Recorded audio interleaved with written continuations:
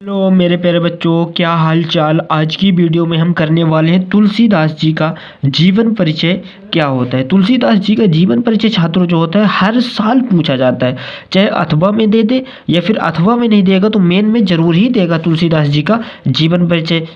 चाहे pre board में आप देखें, बोर्ड में देखें, तिमाही या फिर छमाही में देखो, हर वर्ष तुलसीदास जी का जीवन परिचय रहता ही रहता है।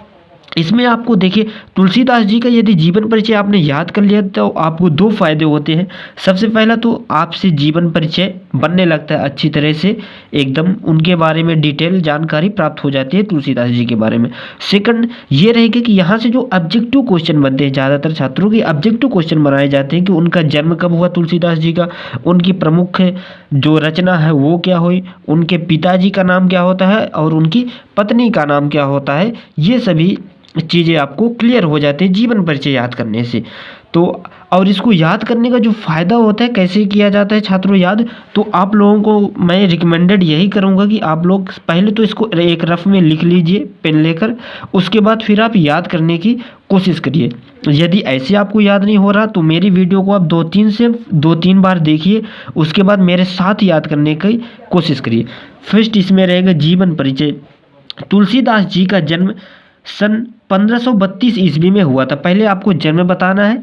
तुलसीदास जी राम के अनन्य भक्त थे। तुलसीदास जी बहुत बड़े राम के भक्त थे। इनका जन्म उत्तर प्रदेश के राजपुर ग्राम में हुआ था। गुरु नर हरि सिंह दास ने इनकी पढ़ने की व्यवस्था की।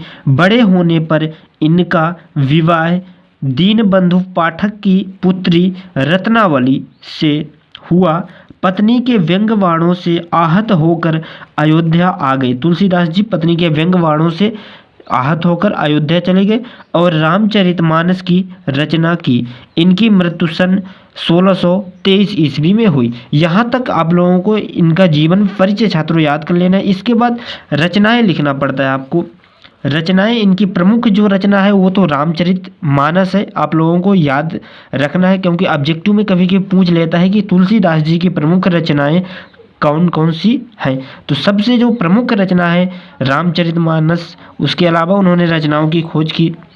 रामचरितमानस, विनय पत्रिका, कवितावली, गीतावली, दोहावली, जानकी मंगल। आप लोगों को इनमें से कोई दो रचनाएं याद कर लेना है, क्योंकि पेपर में केवल दो ही रचनाएं पूछी जाती हैं।